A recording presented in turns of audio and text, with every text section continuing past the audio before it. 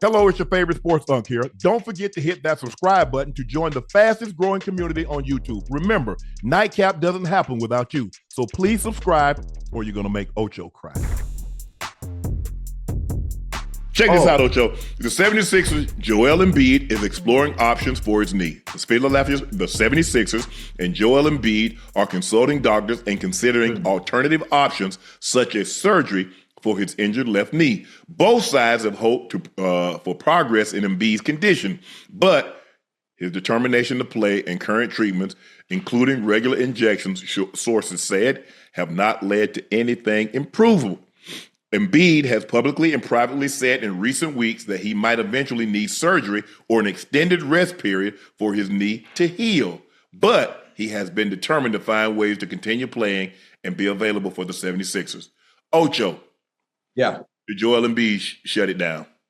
I think obviously it's hampering him. It's hampering his play. It's affecting his ability to dominate the way he once did. Because of his ailing knee, he's not able to dominate the game as he always has, when he is healthy. My suggestion to Embiid, I'm thinking about players, whether it be NBA or football, that have had knee troubles and have come back successful and been able to dominate at their respective craft and respective positions. And the only person I can think of is Adrian Peterson. What Adrian was able to do after having a tearing his ACL completely. ACL, yep. I don't know what doctor, Lord have mercy, I don't know what doctor Adrian Peterson went to, but whatever he did, whatever procedures, whatever rehab he did, Embiid needs to follow suit. I know there's a difference in height and weight and everything, but if Adrian Peterson come back and not skip a beat or not miss a beat and come back and do what he did and still play at an elite level after completely tearing his ACL, Embiid can come back too as well, if he's serious about putting in the work to get back to his dominating ways. Think about what AP was before he got injured. So he approached it, huh? You don't think Embiid was... His physical condition. Did we ever have any doubts about AP, Adrian Peterson conditioning? Did we have any doubt, any questions about his desire and what football meant to him? I see what you mean. Okay, I see where you're going. So now he's going to. So everybody's like, man, AD is not going to be what he once was. His mindset's, I'm going to be better than what I once was, and he attacked it. Right. You said there's a difference. There's a difference between being 6 foot 6'1" and 220 as opposed to being 7'1" and 340, 320. You see the difference? Yeah. And is it injured possible? Young people grow up to be injured old people. You don't get healthier as you age. Right. Normally, when you have issues as an adolescent, juvenile, what happens? You carry those illnesses into adulthood. Okay. There have been times, sometimes you get out of it. You have allergies or you have migraines or things of that nature, and sometimes you can overcome them. But a lot of times, if you are injured or you have illnesses or ailments as a youngster, that normally follow you into your adulthood. Go ahead. I got a good question. Chat, y'all could answer this too. AP, obviously, he had the mindset. Everything is mindset when it comes to getting injured, regardless of how much money you've made. Do you think Embiid's mindset can change at this stage in his career, despite already being rich, despite already being paid? Is it possible for that hunger to still be there? Is it possible that hunger to want to dominate and get back to where he once was when he is healthy, when he was available on the court? You think it's still there? Because that's the hard thing for people, especially players, especially once you make a certain amount of money, you kind of get, I don't want to say you got comfortable. I'm not saying he's comfortable. Yeah. That same urge and want to and desire, you know what, I got mouths to feed, I got bills to pay. When you already got you're sitting on $250 million already, what's the desire to come back and want to play? Or at least get back healthy to your dominating ways? We have a conversation and we talk about this a lot.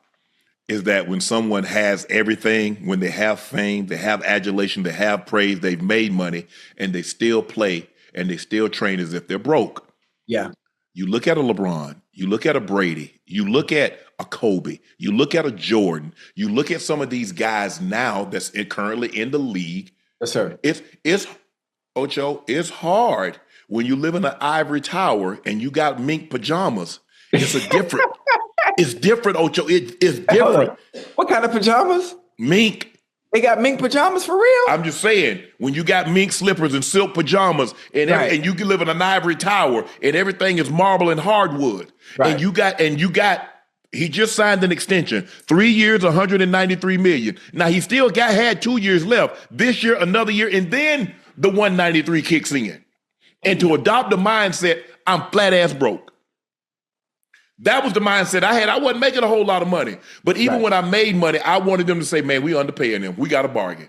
Okay. Everybody doesn't think like that, Ocho. And so it takes a special type of person to get money and still work as if they're broke, destitute. So I gotta feed my... And you know what? And it's a funny thing when you say that, that's already in you, Unc. Yes. Already in you. It doesn't just happen once you get it. You know what? I'm going to pretend like I ain't got no money. I'm going to continue to train and approach my craft and my game as if I ain't got it. Mm-hmm. So if it wasn't in you before you got the money, it definitely ain't gonna be no light switch to kick on once you make it. Nope. And so that's why you look at Floyd Mayweather, after all those titles, that big money, he's still going after to get it. You look at some of the boxers, look at Buster Douglas. He knocked out Mike Tyson, got in great shape to beat Mike Tyson, get $25, $35 million to fight Holyfield, boom.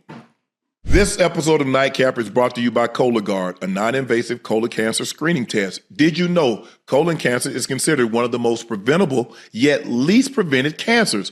When caught in the early stages, colon cancer has a survival rate of 90%. So screening and early detections are key to reducing overall colon cancer deaths. That's why the American Cancer Society recommends that if you're at average risk, you begin screening for colon cancer at age 45. And a convenient way to do that is with Cologuard test.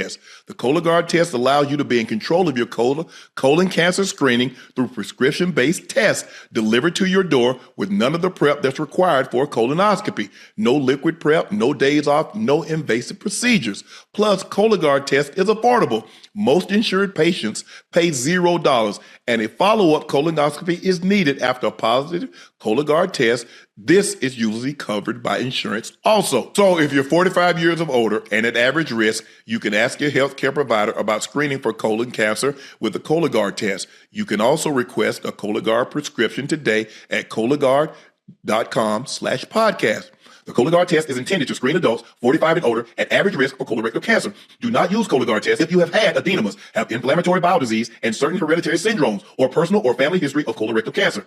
The Cologuard test is not a replacement for colonoscopies. High-risk patients' Cologuard test in adults 45 to 49 is estimated based on a large clinical study of patients 50 and older. False positives and false negatives can occur. Cologuard is available by prescription only. So you can see, that's why I have a great appreciation.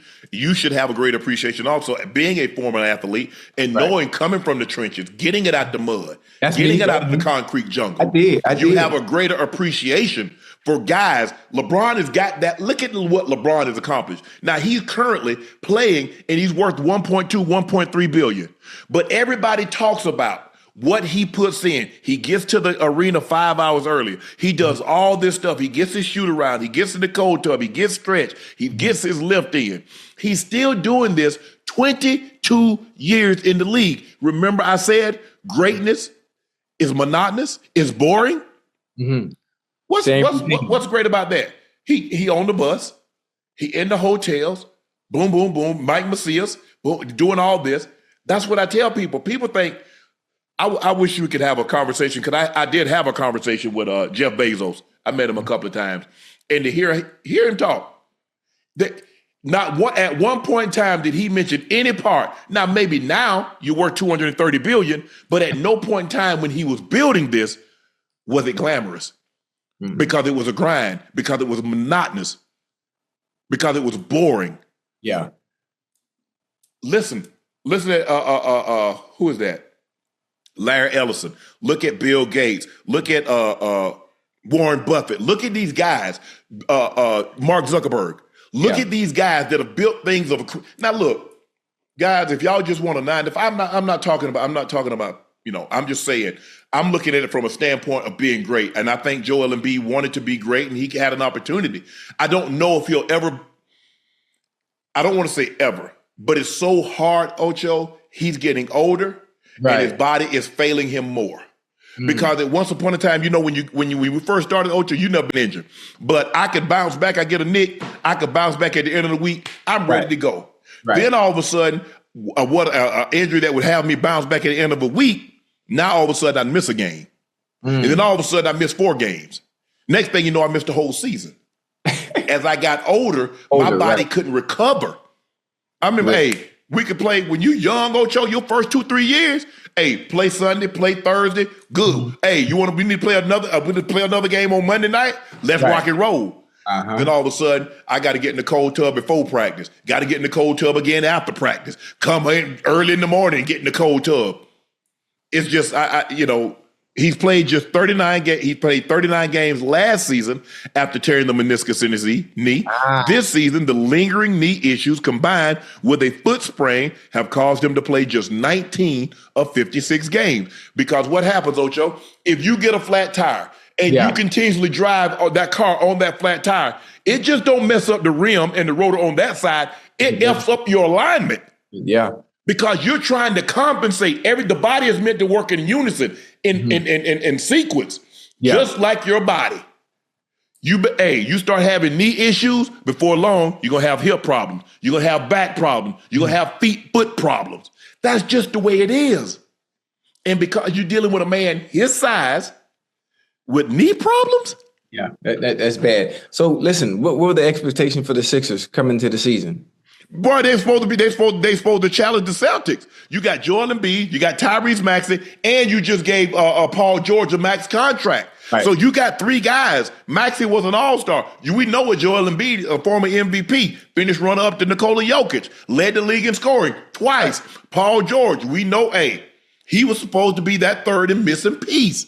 So the expectations were through the roof. It was supposed to be Boston, the Cavs, the Knicks, and the Sixers. Those were supposed to be the team that's duking it out for an opportunity to.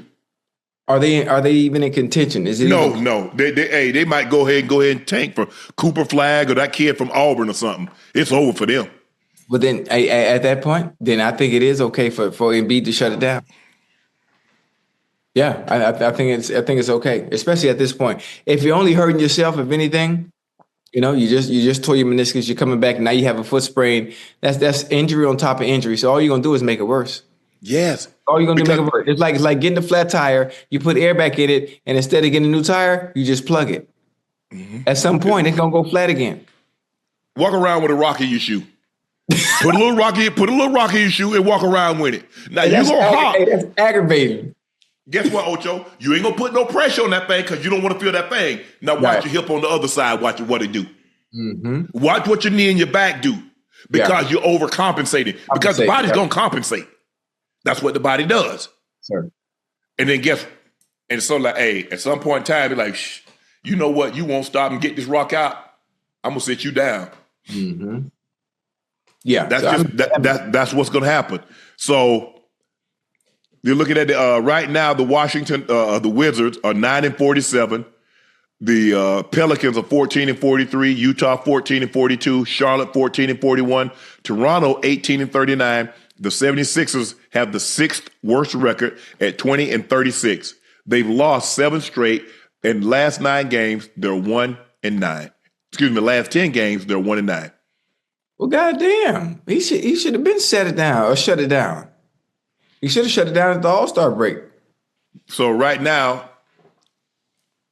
they should theoretically, but you know how the lottery is. I mean, just because you got the 6th worst record, that don't mean you're going to get the 6th pick in the draft. They could get the number 1 pick. They could be at the bottom of the lottery, which is like 14 or 15. Right. Don't know. But I just think the thing is, at this point in time, you're not going to win a title. Even if Joel Embiid comes back healthy, which he's not, just go ahead and shut him down. Yeah, Just go ahead and shut it down and give him. So now he has March, April, May, June, July, August, September to have this procedure and try and get back healthy for next year. Says, okay, but at the rate it's going, I don't really see a scenario when Joel Embiid finishes his career in 76ers. And you know what's going to happen? It's What's just the gonna way life works, just the way sports works sometimes. I think they're going to make I'm not going to call it a mistake. They're going to remove themselves from having to deal with Embiid and the injuries and the injury history in general. He's going to go somewhere else and going to be all world. He's going to be all world. He's going to be healthy. He's going to be fine. I guarantee you it happens all the time. I've seen it happen multiple times. You know, a player was on a specific team. He was very good at what he does, but due to injuries, it didn't allow him to reach his full potential with that specific team. He goes somewhere else after getting surgery in the offseason, having enough time to get healthy, and plays lights out and reaches the potential that he should have at a whole nother team. I guarantee that's going to happen. I hope that's the case.